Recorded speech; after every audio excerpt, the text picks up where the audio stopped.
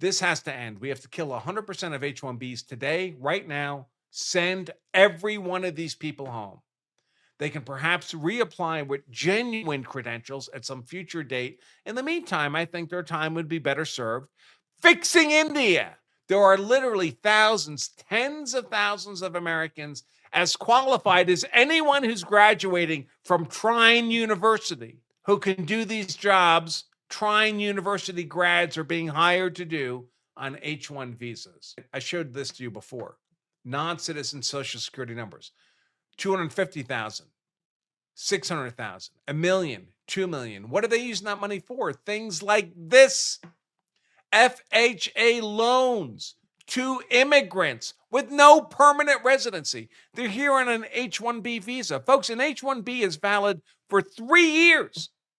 Why is someone in the nation for 3 years buying a house? Because they're not planning on honoring that limitation, obviously. And they're using our tax money, FHA loans, Federal Housing Authority. These are taxpayer subsidized mortgages, are going to non-American citizens until Trump stopped it. Look at what was happening under Biden.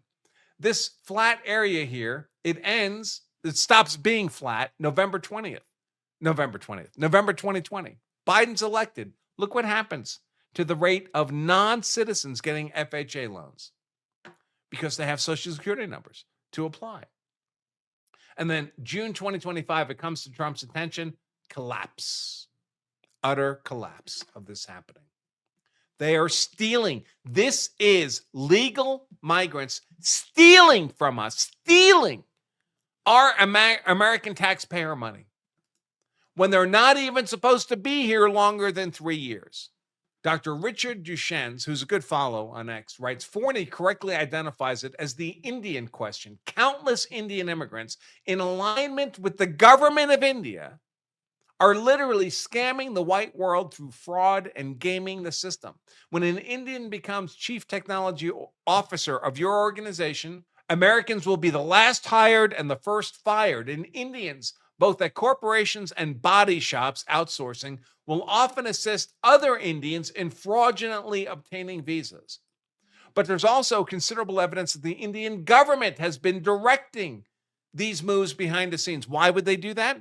Because India gets $140 billion a year in remunerations from Indians on visas in the U.S., sending U.S. dollars out of our economy back to India.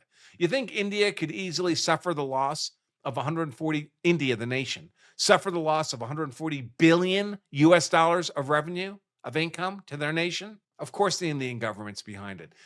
If the Indian government came and robbed $140 billion out of Fort Knox, would we not consider that an act of war? But that's what we let them do every year. How is that in America's interest? Dr. Duchenne writes, if I may add, as Indians realized that Western universities were deep into diversity hiring, they immediately started creating thousands of fake refereed, peer-reviewed journals with English titles so they could have academic credentials. According to a study, 16,000 research journals were introduced in India between 2005 and 2014, of which approximately 80% were in English. Why are they doing this? So they can buttress their fraudulent academic credentials. How is this in America's interest? An American university is going to use an H-1B visa to fill a job as a marketing generalist, paying $68,000 a year.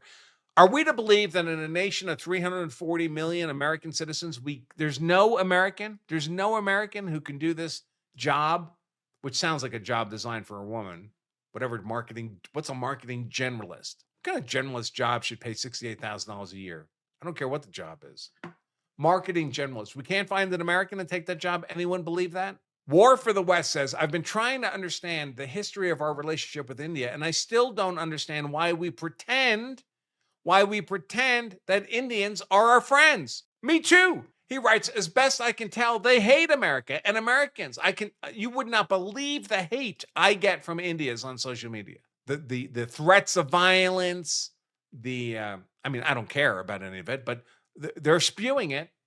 As best as I can tell, they hate America and Americans. It seems to be about counterbalancing China.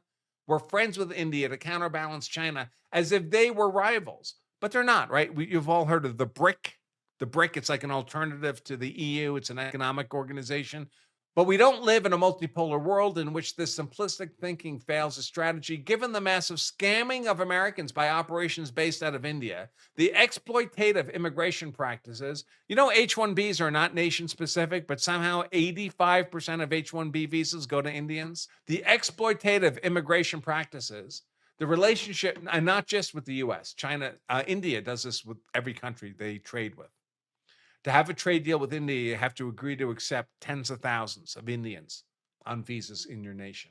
The relationships with our enemies are now espionage on a grand scale. I want to know why we pretend that Indians are our friends. Why are we okay with millions of jobs being offshored and outsourced from the US to India when it's clearly not our friend?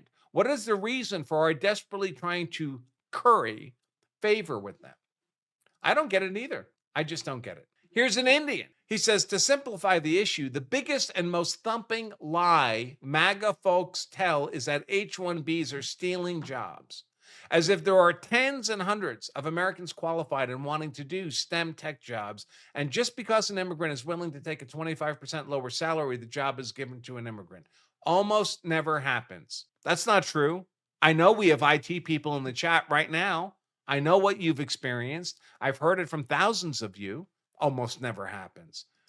Entire corporations fire their IT staff, and then before they're fired, make them train their Indian replacements. Disney just did it at scale within the last year. It's one of the most common things in the world. Right now, large IT companies are firing thousands of their IT personnel, even as they're requesting thousands of H-1B visas. He writes, America is a capitalist society. Tech sector is highly competitive. People want the best person for the job, not to save 20% on salary.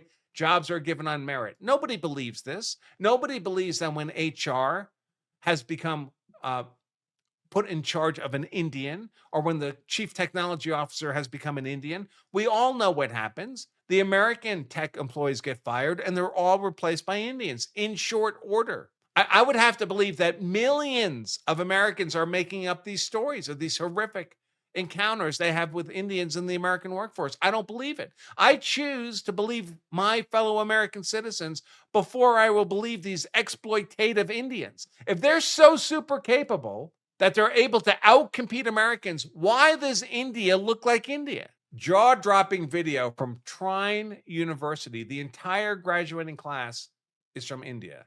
None of them actually attended classes. None of them. They're not here for an education. They're here to get that credential and get a work permit. This is a betrayal.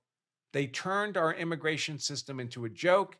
And my response to this, more Indian fraud, more Indian visa corruption, more Indian theft of American jobs with faked credentials and faked education. This has to end. We have to kill 100% of H-1Bs today, right now. Send every one of these people home. They can perhaps reapply with genuine credentials at some future date. In the meantime, I think their time would be better served fixing India.